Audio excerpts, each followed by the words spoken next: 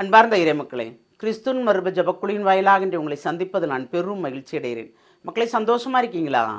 நிறைவாக இருக்கீங்களா? மகிழ்ச்சியாக இருக்கீங்களா? மன அமைதியாக இருக்கீங்களா? மக்களே, ஒவ்வொரு நாளும் அவர் நமக்கு ஒவ்வொரு செய்தியை தருகிறார். இறைவார்த்தை வாசிக்கிறீங்களா? கேட்குறீங்களா? வாசிக்கிறவர்களாக இருந்து கேட்பவர்களாக இருந்தால் நாம் தான் பெயர் பெற்றவர்கள் இல்லையா? ஆம். ஏனென்றால் ஒவ்வொரு நொடிப்பொழுதும் நமக்கு ஒவ்வொரு செய்தியும் நமக்கு அதில் கிடைக்கிறது. நமக்கு என்ன தேவையோ அதில் நமக்கு தருகிறார். ஒவ்வொரு இறைவார்த்தையின் மூலமாக நம்மிடம் பேசுகிறார்.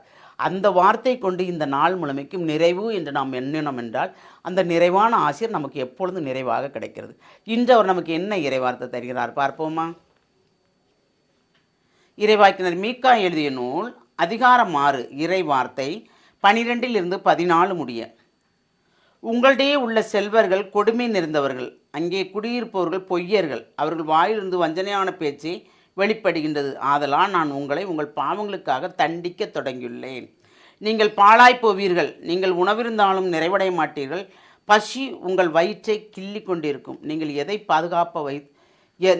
எதையும் பாதுகாப்பாக வைத்திருக்க மாட்டீர்கள், இழப்பீர்கள். அப்படியே நீங்கள் எதையாவது பாதுகாப்பாக வைத்தாலும் அதை நான் வாளுக்கு இரையாக்குவேன். Praise the Lord.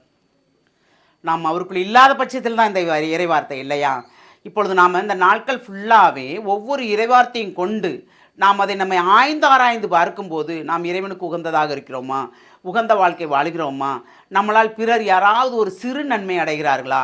அந்த சிறு நன்மையின் மூலம் அவர்கள் இறைவனுக்கு நன்றி சொல்கிறார்களா? அப்படிங்கும்போது அது நமக்கு ஒரு நிறைவு உண்டு இல்லையா? அதனால தான் அவர் என்ன சொல்கிறாரு? உங்களுடைய உள்ள செல்வர்கள் கொடுமை நிறைந்தவர்கள். எவ்வளவு செல்வம் இருந்தாலும் பிறருக்கு உதவி செய்யாதவர்கள், கொடுமை நிறைந்தவர்கள், பொய்யர்கள். அவங்ககிட்ட எவ்வளோ செல்வம் இருந்தாலும் என்கிட்ட ஒன்றுமே இல்லைன்னு சொல்லுவாங்க. இப்போ நம்மகிட்ட ஒன்றுமே இல்லைன்னு சொல்கிறேன்னு வச்சுக்கிங்க. ஆனால் நாம் இன்றைக்கி என்ன கிடைக்குதோ அதை கொண்டு நாம் வாழ்வோம். அதை கொண்டு பிறருக்கும் நாம் தானமாக கொடுப்பதற்கும் நாம் முன் வருவோம். வருவீங்களா மாட்டிங்களா? வருவீங்கள்ல? அதுதான். அப்போது செல்வந்தர்கள் எல்லாருமே பொய் சொல்பவர்களா? இல்லையா? செல்ல செல்வந்தர்கள் பிறருக்கு உதவி செய்பவர்களாகவும் இருக்கிறார்கள். Praise the Lord. ஏனென்றால் இறைவனுக்கு பயந்தவர்கள் பிறருக்கு உதவி செய்கிறார்கள். நாம் கண்கூட பார்க்குறோம் சில பேரெல்லாம் இல்லையா? அவங்க ஒருத்தருக்கும் என்னென்ன செய்கிறாங்கலாம் பார்க்குறோம். நம்ம இப்போ சில செல்வந்தர்கள் தான் கொடுமை நிறைந்தவர்களாக இருக்கிறார். தங்களிடம் உள்ளதை யாரிடம் கொடுக்காதவாறு பொய்யும் வஞ்சனையும் புரட்டுமாக பேசுகிறார்கள். எது இருந்தாலும் அவர்களுக்கு நிறைவே இருக்காது. அந்த மாதிரி இருக்கிறார்கள் இல்லையா? அதனால் தான் என்ன சொல்கிறாருன்னா, நீங்கள் செய்கின்ற ஒவ்வொரு குற்றங்களுக்கும் பாவங்களுக்காக நான் உங்களை தண்டிப்பேன். அவர் தண்டிச்சா நம்மளால் தாங்க முடியுமா? இல்லையா? நாம் குற்றமற்று இருந்தால் நமக்கு பயம் இல்லை. சிறு சிறு தவறுகள் செய்தால் நம்மளை கண்டிப்பார், தண்டிக்க மாட்டார், கண்டிப்பார். அதிலிருந்து நாம் வெளியே வரும்படி செய்வார். அப்போ நாம் இதுகால் வரைக்கும் எப்படி இருந்துகிட்டு இருக்கோம், என்ன பண்ணுறோம், எதை பண்ணக்கூடாது, அதெல்லாம் நமக்கு தெரியும் இல்லையா? எதை பண்ணக்கூடாதோ அதை பண்ணாதவாறு நம்ம இருக்கணும். நம்ம எதை செய்யக்கூடாது என்று நினைக்கிறோமோ அதை செய்தோம் என்றால் அது பெரிய பாவம் இல்லையா? அதனால் எதை செய்யக்கூடாது என்று நினைக்கிறோமோ அதை செய்யாது விட்டுவிட வேண்டும். அதனால தான் பாருங்கள், செல்வந்தர்கள் எவ்வளவுதான் உணவருந்தனாலும் அவங்க நிறைவடைய மாட்டாங்களாம். அந்த நிறைவு அவங்களுக்கு இருக்காதான்.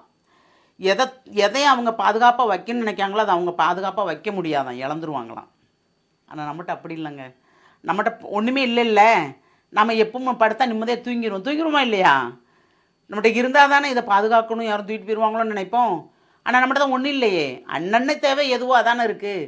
நாளைக்கு விடுகிற பொழுது என்ன செய்வோம், நம்ம கவலையில் இருப்போம். அப்படிங்கிற நம்மகிட்ட என்ன இருக்கும்?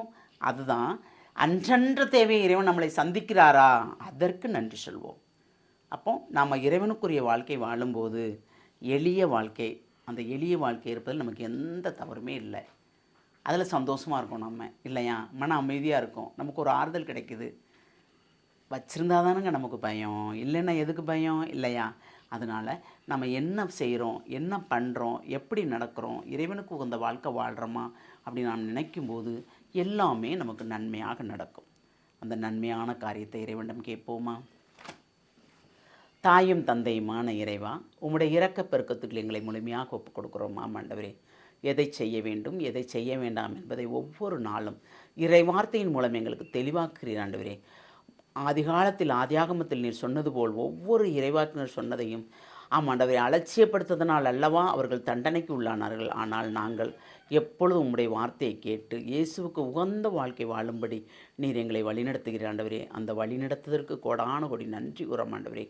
இன்னும் நாங்கள் முழுமையாக அவரிடம் வருவதற்குண்டான ஆற்றலையும் வல்லமையும் நீர் தரப்போகிற கிருபைக்கு நன்றி கூறி எங்களை முழுமையாக உம்முடைய இரக்கத்துக்குள் ஒப்புக் கொடுக்கிறோம். ஜெபம் கேட்கும் நல்ல பிதாவே. ஆமேன், ஆமேன், ஆமேன்.